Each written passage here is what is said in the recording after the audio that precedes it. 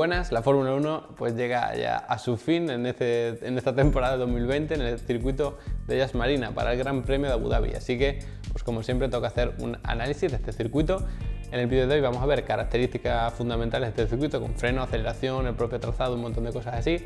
Luego entraremos a analizar lo que debería ser un setup o lo que podemos esperar de los setups de los coches aquí y luego las previsibles estrategias de carrera para el domingo, con todo el tema de los neumáticos, de su degradación, todo este tipo de cosas.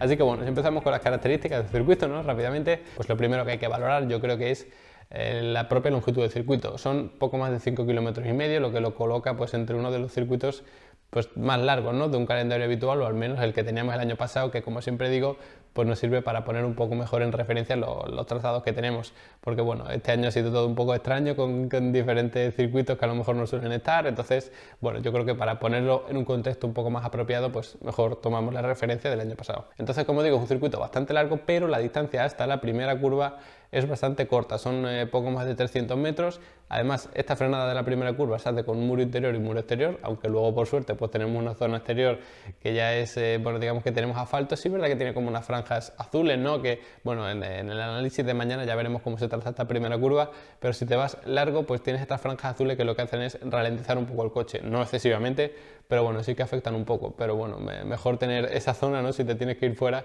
que un muro, porque entonces vas a penalizar muchísimo más, como es evidente. Luego, aparte de esta primera curva, pues tenemos otras 20, es decir, tiene 21 curvas en total, que es muchísimo. Está solamente por detrás del circuito de Singapur, y tanto es así que, aunque es un circuito, como digo, bastante largo, tiene tantas curvas que el ratio de curvas por kilómetro de circuito también es muy alto. Estás tan solo por detrás de Mónaco y Singapur en este caso, entonces te hace entender un poco lo revirado que es este circuito, ¿no? Porque además hay algo muy curioso, y es que si nos fijamos ahora en el porcentaje de vuelta que estamos acelerando a fondo, nos damos cuenta que en tiempo por vuelta está bastante por debajo de la media, que es algo que podemos esperar, ¿no? Pues bueno, tiene muchas curvas, un ratio de curvas por kilómetro también bastante alto, entonces decimos, bueno, pues es evidente que tiene un porcentaje de vuelta en el que está acelerando a fondo bastante bajo, pero eso es en tiempo. ¿Por qué? Pues porque si nos fijamos en los metros está por encima de la media y bastante por encima. Y esto nos hace entender la importancia que tiene, sobre todo en la contrarrecta enorme. Es verdad que luego hay otra recta también bastante larga, la de meta, que bueno, esta sí que es bastante corta, pero esta recta principal es tan larga que evidentemente ahí vas acelerando a fondo y recorres muchísimos metros en muy poco tiempo. Entonces, en el porcentaje de tiempo en vuelta que estás acelerando a fondo, pues digamos que se te cae porque digamos que pasas rapidísimo, van a más de 300 km por hora, y luego tienes tramos de ir muy lento, que es verdad que no estás recorriendo muchos metros, pero sí mucho tiempo porque vas despacio, y aquí pasa lo contrario. Entonces, si te fijas en los metros del circuito, pues esa recta es larguísima y la haces acelerando a fondo toda ella, lógicamente. Entonces, digamos que en los metros de circuito, pues el porcentaje es bastante alto, pero en tiempo por vuelta pues es bastante bajo. Con ello te puedes imaginar pues que el porcentaje de freno en este caso pues también es bastante alto, porque hay muchas zonas, como digo, en las que vas tocando mucho el freno. Es verdad que en cuanto a frenadas largas a lo mejor tampoco hay muchas, hay 4 frenadas fuertes que pues sí que se van bastantes metros frenando, a lo mejor entre 100 y 50 metros antes de la curva ya tienes que estar frenando. 9 frenadas en total hay para las 21 curvas, entonces pues esto hace que al final la dificultad para los frenos pues sea bastante alta. De hecho es de los circuitos más complicados, así que bueno, los equipos van a tener que prestar especial atención a esto. Y además enlazamos directamente ya con lo que puede ser el setup, ¿no?, de los coches aquí, porque una de las principales cosas que tienen que reglar también los equipos es tener mucho cuidado con la toma de refrigeración para los frenos, también para el motor y todo esto, pero sobre todo para los frenos, es decir, poner unas tomas de refrigeración bastante grandes.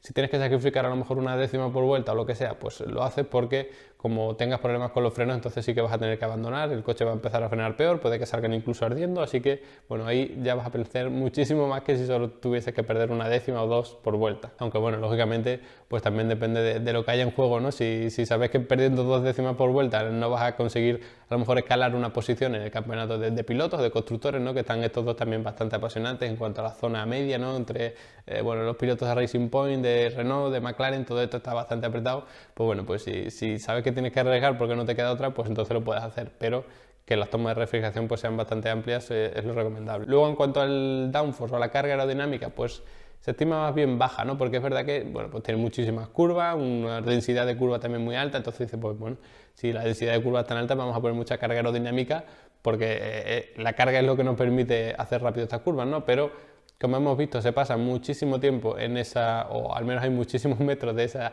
recta principal de meta en la que vas acelerando a fondo. Además, lo normal es que tenga una toma de refrigeración de freno bastante grande, que eso también aumenta la resistencia al avance.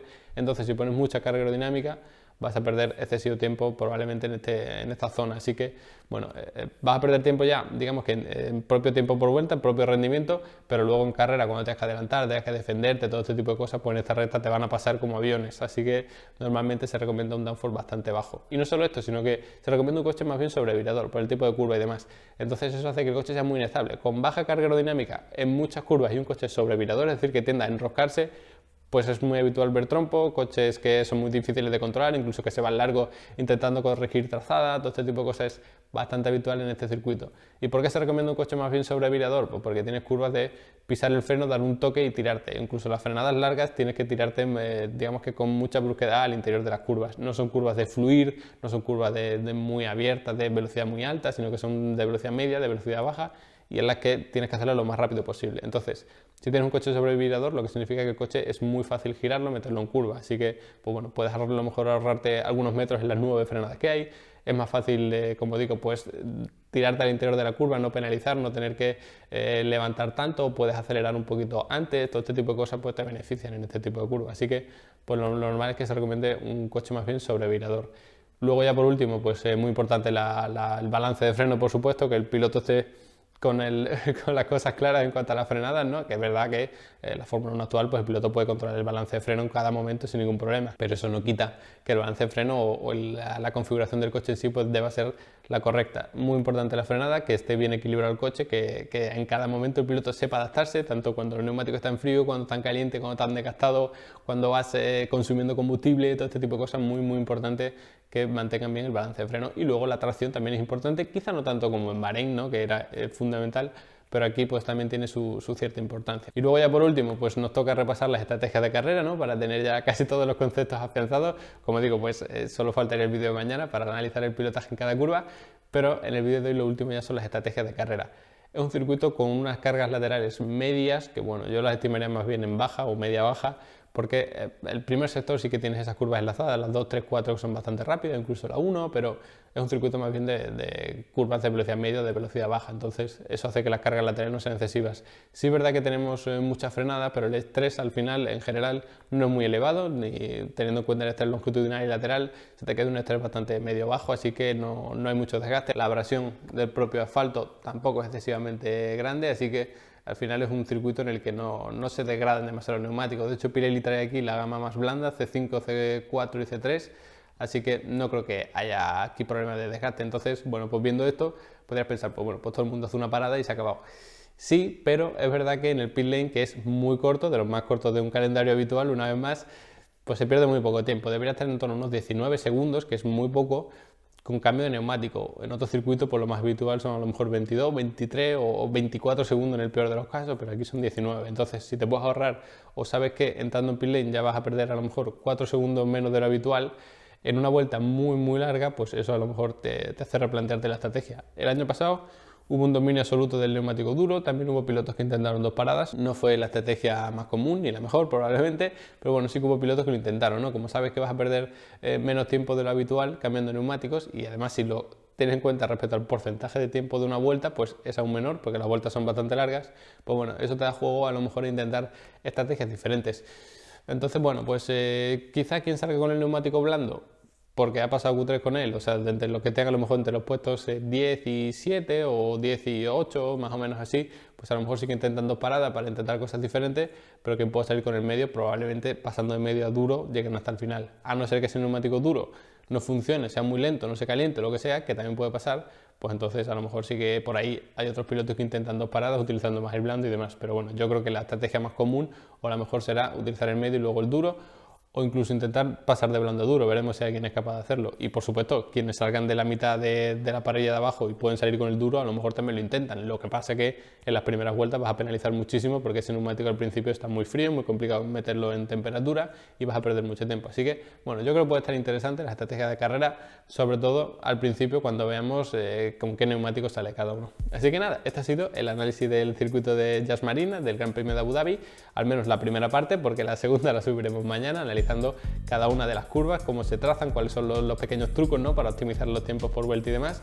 Y sí que, bueno, pues espero que te suscribas al canal para no perderte ese nuevo vídeo y nos vemos en la próxima.